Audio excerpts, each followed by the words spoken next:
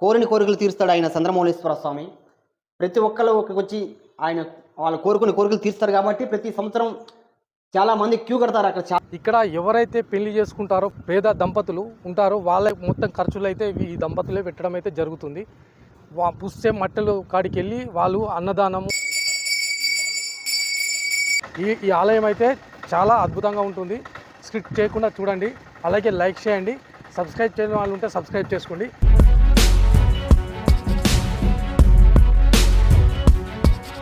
Friends, ఈ ఆలయానికి దర్శించుకోవాలంటే హైదరాబాద్ నుండి 44వ రహదారి గుండా మేడ్చల్ పట్టణం దాటిన తర్వాత ఎడమవైపు ఒక కమాన్ వస్తుంది. అక్కడ నుండి 1 కిలోమీటరు దూరము ప్రయాణం చేస్తే ఈ ఆలయం చేరుకోవచ్చు.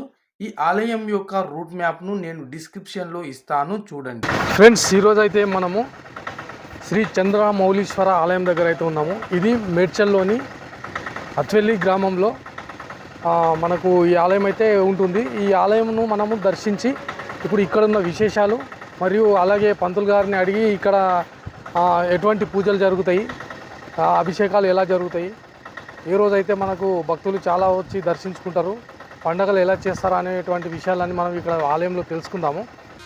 ముందుగా మనం ఈ ఆలయం యొక్క పరిసర ప్రాంతాలు చూసినట్లయితే ప్రశాంతమైన ప్రదేశంతో ఆహ్లాదకరమైన వాతావరణంతో నిండి ఉంటుంది.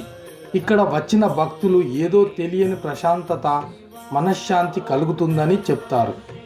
ఇంకో విషయం ఏమిటంటే వివిధ దేవతామూర్తులు ఉండడం వల్ల ఈ ఆలయానికి వచ్చినట్లయితే వాళ్ళు దేవతామూర్తులను కూడా దర్శించుకునే భాగ్యం కలుగుతుందని చాలామంది ఇక్కడ వచ్చి దర్శించుకుంటారు.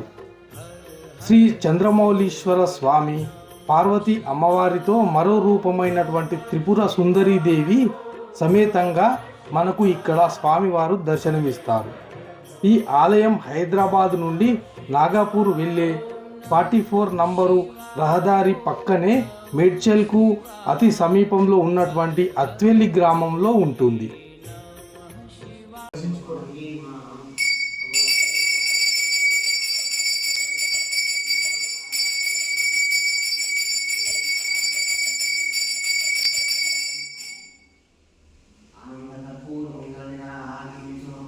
విషయం ఏంటంటే ఇక్కడ ఉన్నటువంటి ఈ ఆలయము ఒక పుణ్య దంపతులు అయితే నిర్మించడం అయితే జరిగింది. నారెడ్డి నందారెడ్డి ధర్మపత్ని అయినటువంటి నారెడ్డి సునందారెడ్డి ఆధ్వర్యంలో అయితే ఈ ఆలయం అయితే నిర్మించడం అయితే జరిగింది. అంటే భక్తికి ఎటువంటి అంతు లేకుండా ఈ భక్తిని మనం ఎంతైనా చాటుకోవచ్చు.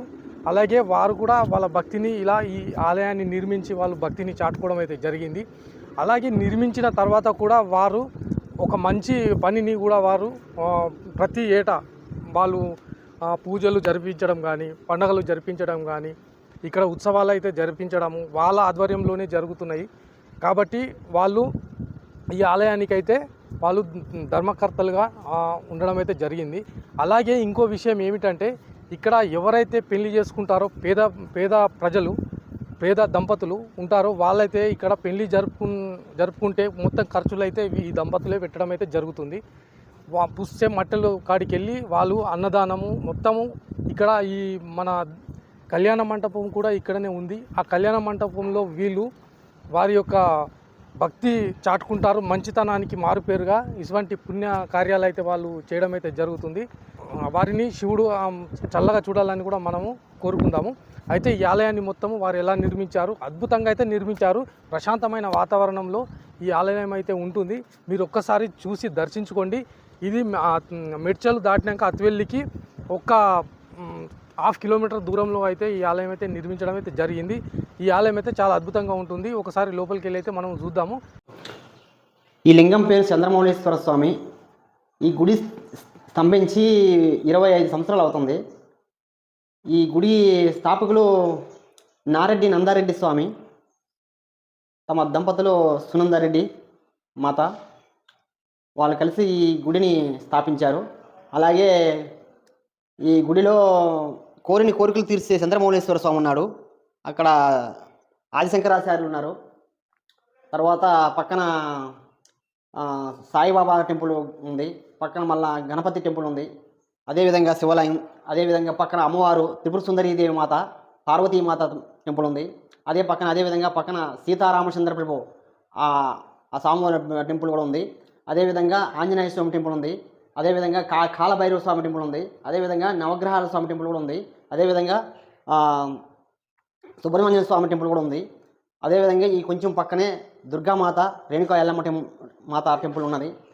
ఇక్కడ శివరాత్రికి చాలా పెద్ద ఉత్సవాలు జరుగుతాయి. శివరాత్రికి కార్తీక మాసంలో 30 రోజులు కూడా చాలా పెద్ద ఎత్తున పూజలు జరుగుతాయి. ఇక్కడ చాలా పెద్ద ఎత్తున భక్తులు వస్తారు.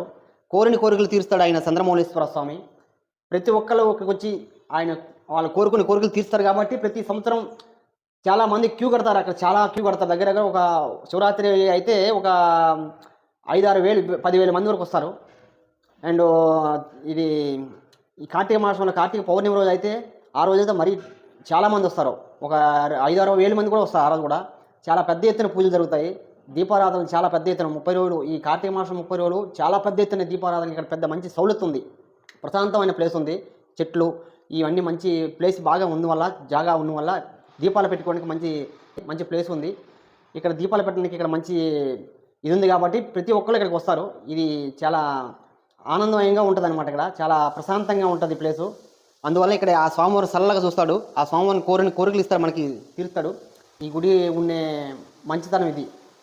ఆలయంతో పాటు కూడా మనకు వివిధ ఆలయాలు కూడా నిర్మించడం అయితే జరిగింది. ఆలయాలు కూడా ఇప్పుడు మనం చూద్దాము రండి ఫ్రెండ్స్. ఇప్పుడైతే మనము ఇక్కడ చూసినట్టయితే ఈ ఆలయంలో చంద్రమౌళీశ్వర స్వామితో పాటు మనకు వివిధ ఆలయాలు అయితే నిర్మించడం అయితే జరిగింది.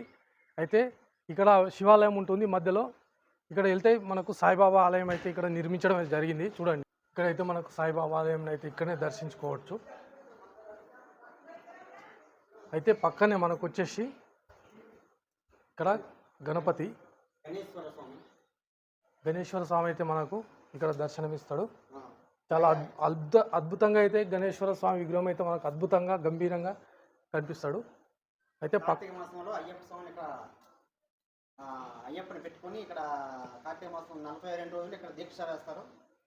అయ్యప్ప భక్తులు 41 రోజులు ఇక్కడైతే దీక్ష తీసుకొని ఇక్కడైతే పూజలు కంటిన్యూగా జరుపుతూనే ఉంటారు. చూడండి, ఇక్కడ రోజు భజనలు, పూజా కార్యక్రమాలు. అలాగే ఇక్కడ మనకు వచ్చేసి శివాలయం అయితే ఇక్కడ ఉంటుంది. చూడండి, మధ్యలో శివాలయం.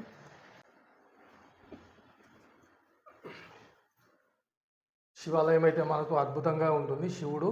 అలాగే పైన వచ్చేసి మనకు శంకరాచార్యులు, ఆది శంకరాచార్యుల విగ్రహం అయితే మనకు కనిపిస్తుంది. అక్కడ పరమేశ్వరుల యొక్క విగ్రహాలు కూడా మనకు ఉత్సవాలలో ఊరేగింపుకి శివరాత్రి కళ్యాణానికి కూడా మనకు విగ్రహాలు అక్కడైతే మనం చూస్తుంటారు. ఈ దేవి అమ్మవారు ఇక్కడ మనకు శివాలయం పక్కనే గర్భగుడికి ఆనుకొని ఉంటుందన్నమాట.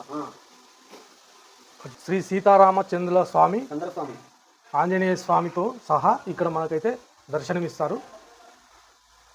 మొత్తానికైతే ఫ్రెండ్స్ ఇక్కడైతే శివాలయంతో పాటు అన్ని ఆలయాలు ఉన్నాయి కాబట్టి ఇక్కడ వస్తే అన్ని దర్శనం మనకు లభిస్తుంది. మనకు ఆంజనేయ స్వామి మూర్తి మనకైతే ఇక్కడ దర్శనం చేసుకోవచ్చు. దక్షిణ కాశీ కాలభైరవ స్వామి యొక్క ప్రతిమను అయితే మనం చూడవచ్చు. దర్శనం అయితే ఇస్తాడు. కాలాన్ని శాసించేటటువంటి మన కాలభైరవ స్వామి అయితే ఇక్కడ మనకు దర్శించుకోవచ్చు. గ్రహ పూజలు, గ్రహ దోషాలు ఏవి ఉన్నా కానీ ఇక్కడ వచ్చి పూజ చేయించుకుంటే గ్రహాలన్నీ తొలగిపోతాయని చూస్తున్నారు కదా. మనకు ఈ రాగి చెట్టు కిందనే మనకు వచ్చేసి సుబ్రహ్మణ్య స్వామి యొక్క రాగి చెట్టు కింద మనకు స్వామివారు ఇక్కడ దర్శనమిస్తారు. చూడండి, సుబ్రహ్మణ్య స్వామి సంతానం లేని వారికి కూడా స్వామివారు కటాక్షిస్తారని ఇక్కడ మనకు ఒక ప్రతీత ఉంది. ఎన్నికల మీద దాకా ఇక్కడ మనకు పూజలు చేసుకోవడానికి కూడా ఉసిరి చెట్టు మరియు రాగి చెట్టు, మేడి చెట్టు మరియు బిల్వ చెట్టు, అన్ని చెట్లు కూడా ఇక్కడ. ఫ్రెండ్స్, ఈ వీడియో అయితే మీకు నచ్చింది అనుకుంటున్నాను. ఒక లైక్ అయితే చేయండి. మరో మంచి వీడియోతో మీ ముందుంటాడు మీ విలేజ్ తెలుగు విహారీ.